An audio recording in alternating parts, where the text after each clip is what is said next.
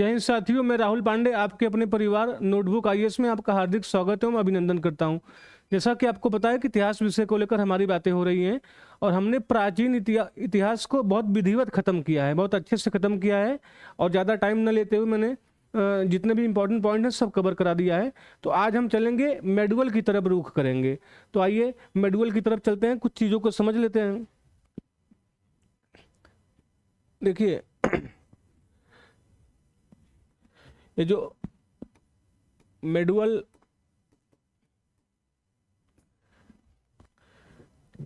का time period है, ये 750 ईस्वी यानी मिड 18th सेंचुरी में आप यहाँ पे देखेंगे प्राचीन काल यहाँ पे लगभग समाप्त हो रहा है।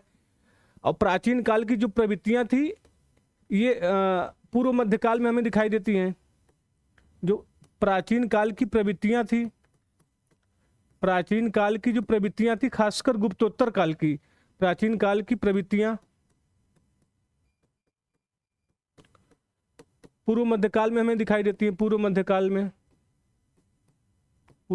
में आप देखेंगे 750 ईस्वी से लेकर ये जो 1206 यानी लगभग 1200 के जो आसपास का टाइम है, इसको कहते हैं कि अर्ली मेडुअल, इसको बोलते हैं अर्ली मेडुअल। और 1206 से लेकर ये बैटल ऑफ प्लासी तक मैं मान लेता हूं, बैटल ऑफ प्लासी बक्सर तक। वैसे औरंगजेब तक कहते हैं कि ये जो उत्तर मुगल है, लेकिन मैं वहां तक मान के चलता हूं कि मेडुअल वहां तक देखेंगे, तो इसको बोलेंगे लेटर मेडुअल।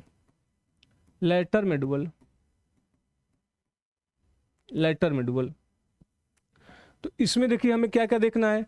इसमें हम देखेंगे सबसे पहले राजपूत काल, राजपूत और पाल, सेन, राष्ट्रकूट, ये सब चीजें देखेंगे। चोल को भी देख लेंगे, साउथ इंडिया में चोल को भी देख लेंगे, और कुछ जो क्षेत्रीय राजवंश हैं उसको भी देख लेंगे। और यहाँ पे क्या देखेंगे, दिल्ली सल्तनत को यहाँ पे देखेंगे। उसके बाद देखेंगे मुगल, सूर्यवंश को देख लेंगे, विजयनगर और बहमनी को, विजयनगर एंड बहमनी को इस काल में देखेंगे। तो ये हमारे अध्ययन का विषय वस्तु रहेगा मध्यकाल में। तो आइए आज के टॉपिक की तरफ चलते हैं और देख लेते हैं आज क्या क्या इंपॉर्टेंट पॉइंट है।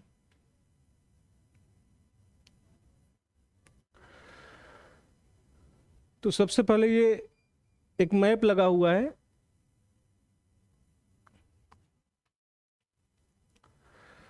अब बात करेंगे पूर्व मध्यकाल की।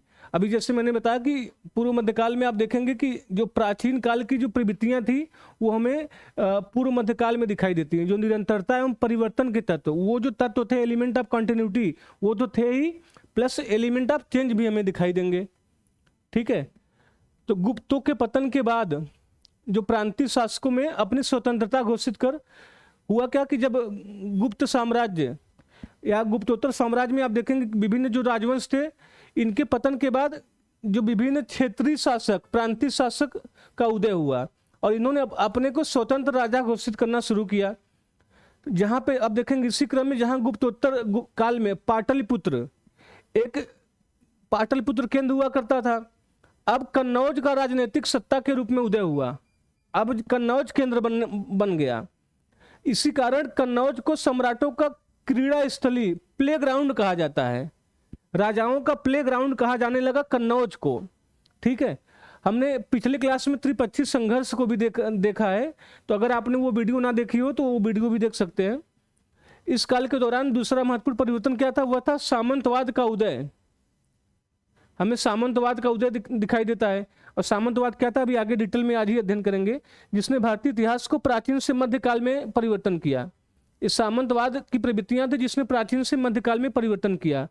और उस समय उत्तर भारत के अधिकांश राजवंश, देखिए इस काल को राजपूत काल भी कहा जाता है। क्यों कहा जाता है? क्योंकि इस काल के जो अधिकांश राजपूत शासक थे वो राजपूत थे। तो इसी संदर्भ में इसको राजपूत काल की भी संज्ञा दी जाती है। और राजपूत शब्द का प्रयोग 9वीं शताब्दी से पहले नहीं हुआ था। और संस्कृत में राजपूत का मतलब होता है राजा का पुत्र। ठीक है, तो इसीलिए आइए आगे देख लेते हैं आगे क्या है। अब राजपूतों की उत्पत्ति के संदर्भ में कुछ डिबेट है। इतिहासकारों में एक विवाद का विषय, एक डिबेट का विषय है कि कैसे उत्पत्ति हुई। तो अलग अलग विद्वानों ने अपने अलग अलग मत दिए हैं। तो चंद्रबरदाई का पृथ्वीराज रासो, इसमें इन्होंने लिखा है कि आबू पर्वत पर जो वशिष्ठ ऋषि थे इनके अग्निकुल से उत्पन्न हुए। ठीक है, कर्नल टॉड, ईश्वरी प्रसाद जैसे जो इतिहासकार थे, इनको माना है कि ये जो शक, कुषाण, हुड़ आदि जो विदेशी जातियों थे ये उनकी संतानें हैं। भारत में आक्रमण किए, संक्रमण हुआ तो इनका जन्म हुआ। जगदीश गहलोत जैसे जो इतिहासकार हैं इन्होंने प्राचीन क्षत्रियों की संतान माना है। इन्होंने कहा कि जो प्राचीन क्षत्रिय थे उन्हीं का ट्रांसफॉर्मेशन हो गया, वही राजपूत कहा जाने लगा। ठीक है, वर्तमान में भी हम लोग जैसे राजपूत और क्षत्रिय को लगभग कॉमन समझते हैं हम लोग। बी.डी. चट्टोपाध्याय ने क्या कहा है, सामाजिक आर्थिक प्रक्रिया की उपज है। स्मिथ ने कहा कि प्राचीन आदिम जातियों गोंड, खरवार आदि के वंशज हैं ये, स्मिथ महोदय ने कहा। कनिंघम ने कहा कि यूची यानी कुषाण जाति के वंशज हैं ये। दशरथ शर्मा ने क्या कहा कि विभिन्न जातियों का मिश्रण इनको कहा। और उसी प्रकार से कुछ और इतिहासकारों ने इनको ब्राह्मण वंशी उत्पत्ति कहा। तो इस तरीके से देखेंगे कि राजपूतों के उत्पत्ति के संदर्भ में इतिहासकारों में मतभेद है, अलग अलग मत लोगों ने दिया है। तो आइए आगे चलते हैं। इसमें मुझे जो सबसे सही प्रतीत होता है ये जो क्षत्रियों से इनकी उत्पत्ति हुई, प्राचीन क्षत्रियों से। अगर आपको भी इसमें जो सही प्रतीत होता है आप कमेंट बॉक्स में कमेंट कर सकते हैं कि आपको क्या समीचीन जान पड़ता है इन विद्वानों के मतों में। आइए आगे देख लेते हैं। गुर्जर प्रतिहार। अब विभिन्न राजवंशों को देखेंगे, विभिन्न राजवंशों का जो राजनीतिक इतिहास है वो देखेंगे। और इस वीडियो के अंत में हम देखेंगे उनकी धार्मिक एवं साहित्यिक, सांस्कृतिक, सामाजिक एवं कला एवं संस्कृति की अभिव्यक्तियों को देखेंगे। तो आप अंत समय तक इस वीडियो में बने रहिए।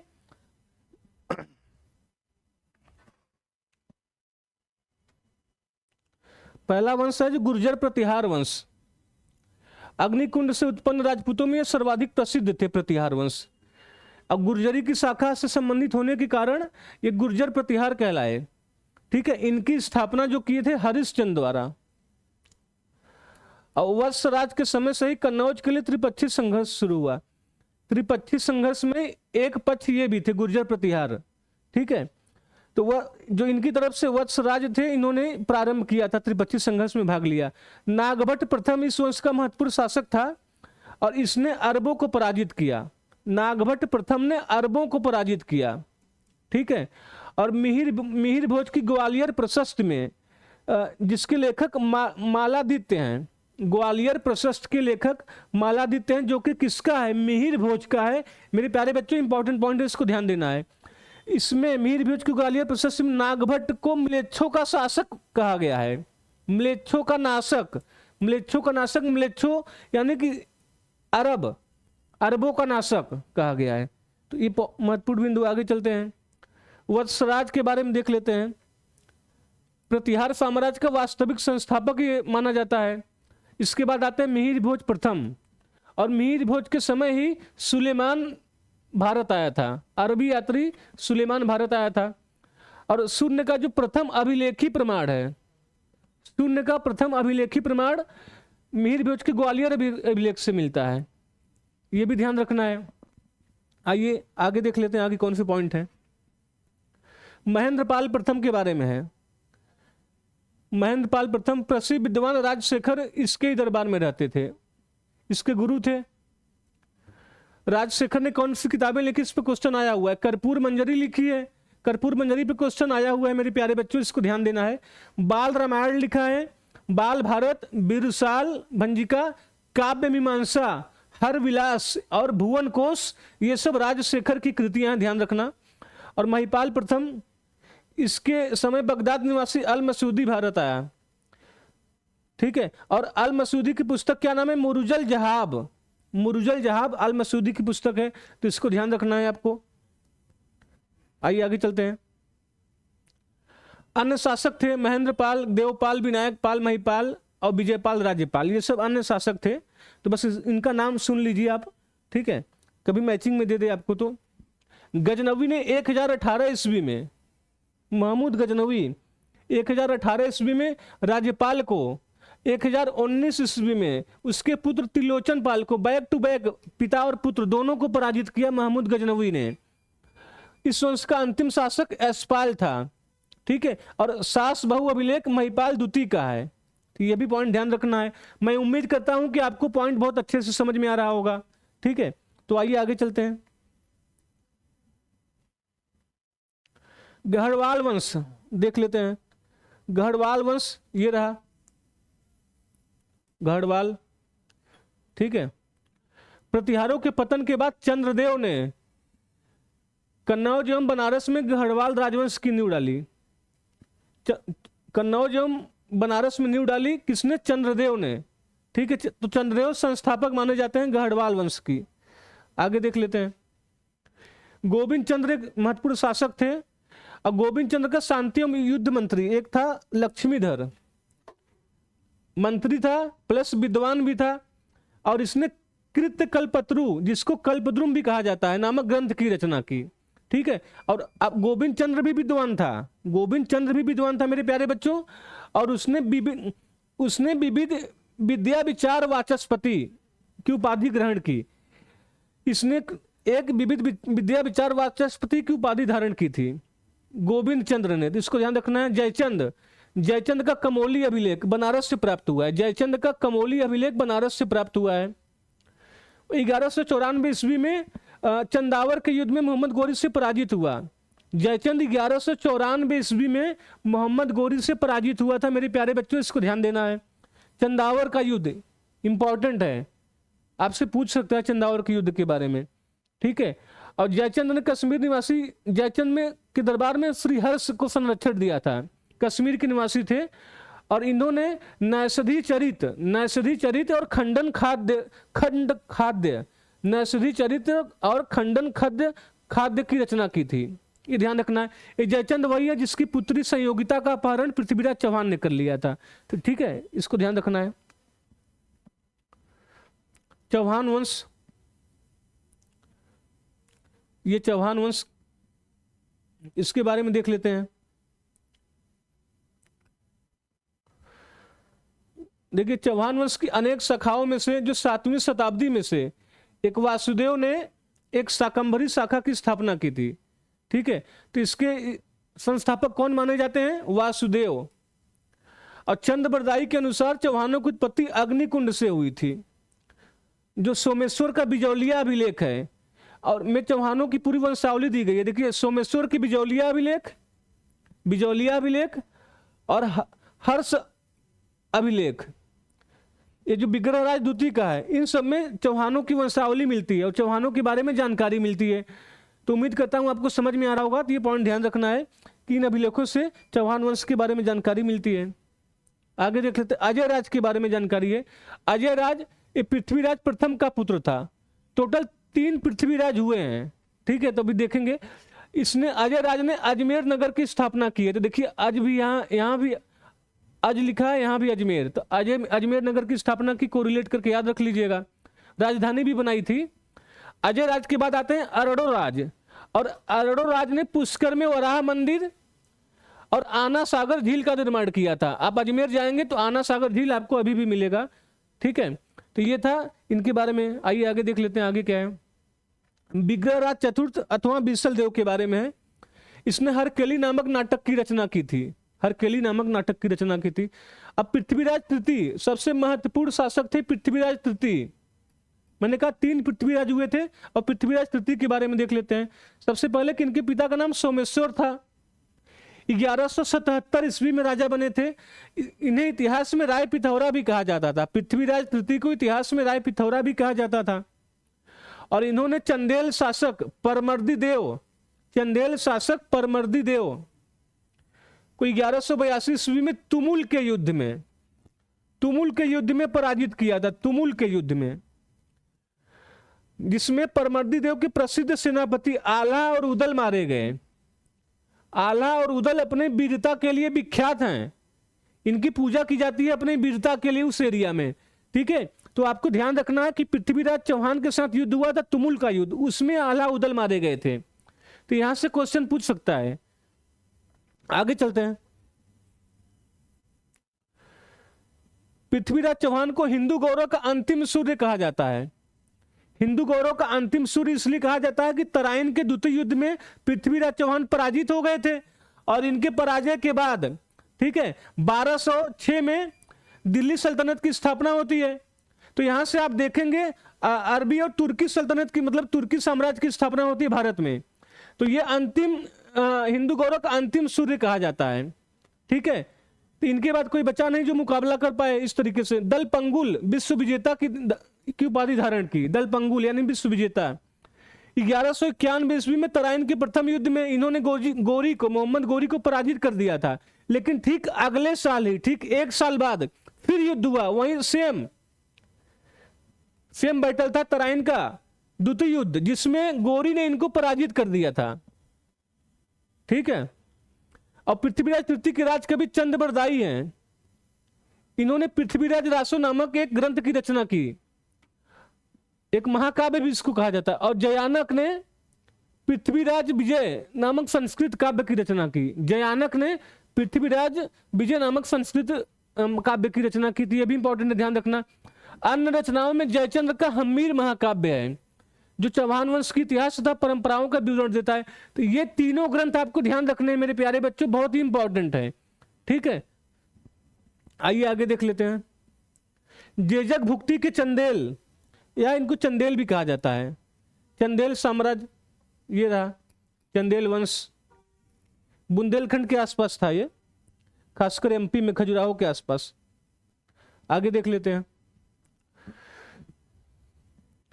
बुंदेलखंड क्षेत्र में था ये, खजुराहो इनकी राजधानी थी। ये क्या था, प्रारंभ में ये प्रतिहारों के सामंत थे। चंदेल प्रतिहारों के सामंत थे। ठीक है, इनकी स्थापना 831 ईस्वी में नन्नुक ने की थी। प्रारंभिक शासक थे वाकपति, जय शक्ति, विजय शक्ति, राहिल और हर्ष। एक महत्वपूर्ण शासक थे धंग के बारे में देख लेते हैं। चंदेल पूर्व मध्यकाल में हिंदी की देवनागरी लिपि का, देखो चंदेलों ने पूर्व मध्यकाल में हिंदी की देवनागरी लिपि का प्रयोग किया था।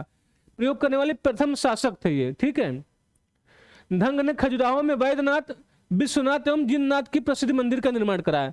खजुराहो में वैद्यनाथ, विश्वनाथ एवं जिननाथ मंदिर का निर्माण कराया धंग ने। ठीक है, चंदेलों के बारे में कहा जाता है कि यह उच्च कोटि के निर्माता थे। इन्होंने बहुत से मंदिर, झीलें तथा नगरों का निर्माण कराया। ये बात सच भी है, क्योंकि खजुराहो अपने स्थापत्य कला के लिए जाना जाता है। और खजुराहो क्या था, खजुराहो इनकी राजधानी थी। तो ये था चंदेलों के बारे में। आगे देख लेते हैं। अगला है मालवा के परमार। 10वीं शताब्दी के आरंभ में मालवा में प्रतिहारों का आधिपत्य समाप्त होने के बाद वहां पर परमार शक्ति का उदय हुआ। तो यहां भी देखेंगे प्रतिहारों के आधिपत्य समाप्त होने के बाद परमार शक्ति का उदय हुआ। तो संस्थापक कौन थे इसके, उपेंद्र थे, जिनको कृष्णराज भी कहा जाता है। ठीक है, प्रारंभिक राजधानी उज्जैन थी, लेकिन बाद में धारा भी राजधानी बनी, इसको भी ध्यान रखना है। जो परमार वंश का जो प्रारंभिक इतिहास ज्ञात करने में जो महत्वपूर्ण ग्रंथ है, कौन सी है, उदयपुर प्रशस्ति। उदयपुर प्रशस्ति तथा साहित्यिक स्रोतों में नवशाह सांक चरित। उदयपुर प्रशस्ति तथा नवशाह सांक चरित, इन दोनों से परमार वंश की जानकारी मिलती है, इसको ध्यान रखना है। मुंज एक शासक थे। मुंज एक प्रतिभावान कवि, विद्वानों का संरक्षक था। ठीक है, और उसके दरबार में नवशाह सांक चरित के लेखक पद्यगुप्त, नवशाह सांक चरित के लेखक पद्यगुप्त थे, तथा 10 रूपक के लेखक धनंजय इत्यादि विद्वान रहते थे मुंज के दरबार में।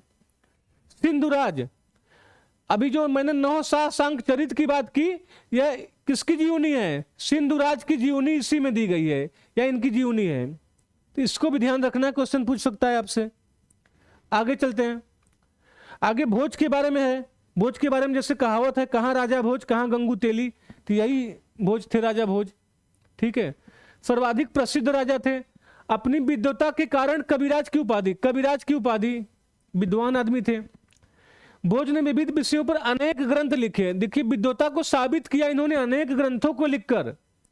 तो मेरे प्यारे बच्चों इसको देख लेते हैं, कौन से लिखे? व्यवहार मंजरी, श्रृंगार प्रकाश, श्रृंगार मंजरी, चंपू रामायण, अवन कुमार, कोदंड काव्य, समरांग सूत्रधार, ये महत्वपूर्ण किताब है समरांग सूत्रधार। तो ये सब प्रमुख इनके कृति हैं भोज के, ठीक है। और अंततः क्या हुआ आप देखेंगे, अंततः हुआ कि 1305 ईस्वी में अलाउद्दीन खिलजी ने महलक देव परमार को परास्त कर मालवा पर अधिकार कर लिया। तो परमारों को परास्त कर अलाउद्दीन खिलजी ने उस पर खिलजी सल्तनत की स्थापना की। 1305 ईस्वी में आक्रमण किया था, तो इसको ध्यान रखना है। आगे गुजरात के चालुक्य या गुजरात के अनिलवाड़ के चालुक्य, ये चालुक्याज थे। आगे देख लेते हैं, इनके संस्थापक थे। गुजरात के चालुक्यों के संस्थापक कौन थे? मूलराज प्रथम माने जाते हैं, मूलराज प्रथम 942 ईस्वी से 996 ईस्वी तक। इनकी राजधानी अनिलवाड़ थी। जयसिंह सिंहराज इनके महत्वपूर्ण शासक था। इसके दरबार में जैन आचार्य हेमचंद्र रहते थे। जयसिंह सिंहराज के दरबार में जैन आचार्य हेमचंद्र रहते थे, जिन्होंने कुमालपाल चरित नामक ग्रंथ लिखा है, ठीक है। तो ये भी महत्वपूर्ण बिंदु है। मैं उम्मीद करता हूं मैं आपको समझा पा रहा हूं, तो ध्यान देंगे।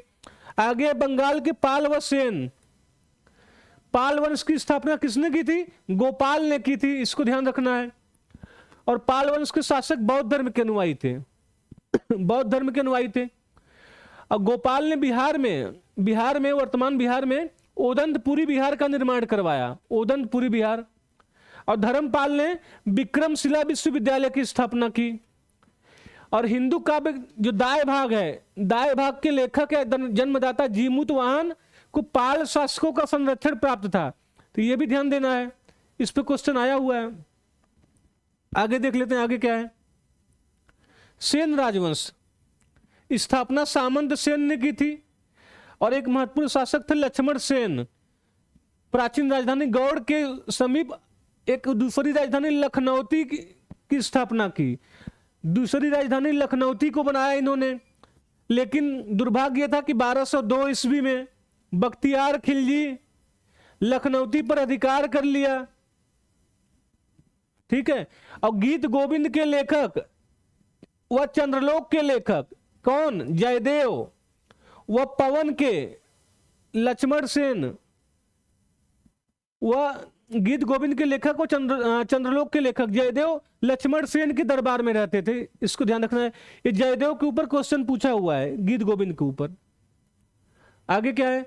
शाही वंश है, स्थापना कल्लर ने की थी शाही वंश की। कहां पे है? 9वीं शताब्दी के उत्तरार्ध में हिंदू शाही वंश की स्थापना की। राजधानी कहां पे है? उद्भांडपुर, उद्भांडपुर में राजधानी इनकी थी। वायहंद में कहां पे है? ये काबुल घाटी क्षेत्र में है, ये काबुल घाटी क्षेत्र में पड़ता है। और एक इंटरेस्टिंग बात इनके बारे में है कि उत्तर पश्चिम भारत का यह पहला हिंदू राज्य था जो मुस्लिम आक्रमण का प्रथम शिकार हुआ। मुस्लिम आक्रमण का प्रथम शिकार आए थे कहां से? आए थे पश्चिम से, भारत के पश्चिम से। और रास्ते में मिल गए इनको शाही वंश। दिमाग में दिल्ली चल रहा था, मिल गए शाही वंश, तो सोचे कि इनको पराजित करते हुए चलते हैं, तो ये बेचारे शिकार हो गए मुस्लिम आक्रमण का। तो इसको ध्यान देना है। कश्मीर के राजवंश के बारे में देख लेते हैं। कश्मीर के हिंदू राज्य का इतिहास कल्हड़ की राज तरंगिणी से मिलता है। कश्मीर में 3 वंश देखने को मिलते हैं, कारकोट, उत्पल एवं लोहार वंश। इन तीनों को ध्यान रखना, कई बार हो सकता है क्रोनोलॉजी में पूछ ले। कारकोट, उत्पल, लोहार वंश इन्होंने शासन किया। तो आइए महत्वपूर्ण बिंदु क्या क्या देख लेते हैं कारकोट वंश के बारे में। कारकोट वंश की स्थापना किसने की थी? दुर्लभवर्धन ने की थी, 7वीं शताब्दी में की थी, ठीक है। तो इसको ध्यान रखना है। ललितादित्य मुक्तापीड महत्वपूर्ण शासक था, महान निर्माता भी था। निर्माता क्यों कहते हैं? क्योंकि इसने सूर्य के प्रसिद्ध मार्तंड मंदिर बनवाया। कश्मीर में इसने परिहासपुर नामक नगर बसाया। ललितादित्य मुक्तापीठ बहुत बड़ा निर्माता कहा जाता है। आगे देख लेते हैं। लोहार वंश के संस्थापक संग्रामराज, ठीक है, 1003 से लेकर 1028 ईस्वी तक शासन किए। अन्य महत्वपूर्ण राजा थे हर्ष, इसका आश्रित कवि कल्हड़ था। हर्ष ने ही कल्हड़ को आश्रय दिया था और हर्ष को कश्मीर का नीरो कहते हैं। जयसिंह एक अंतिम महत्वपूर्ण राजा थे और जो राज तरंगिणी कल्हड़ ने समाप्त किया वो कल्हड़ के शासन इनके सॉरी जयसिंह के शासन के साथ ही समाप्त किया। तो ये ध्यान रखना है कि दरबार में थे हर्ष के, लेकिन समाप्त किए जयसिंह के शासनकाल में। महत्वपूर्ण पॉइंट था, जो भी ये एग्जाम के पॉइंट ऑफ व्यू से बहुत ही इंपॉर्टेंट है, तो इसको देखेंगे। तो आज के लिए इतना ही। अगर वीडियो अच्छी लगी हो तो वीडियो को लाइक करिए, सब्सक्राइब करिए और शेयर करिए। और हमारे नोटबुक आईएएस परिवार आप प्रतिबद्ध है आपको क्वालिटी एजुकेशन प्रोवाइड करने के लिए। मैं आपको एक सूचना देना चाहता हूं कि करंट की भी क्लासेस चल रही हैं, तो डेली करंट आप अगर फॉलो करना चाहते हैं तो आपको एक मतलब कि सम्यक जानकारी मिलती है, बहुत अच्छे तरीके से पढ़ाया जाता है, तो आप वो भी फॉलो कर सकते हैं। ठीक है, धन्यवाद। मिलते हैं अगले क्लास में नए टॉपिक के साथ। धन्यवाद।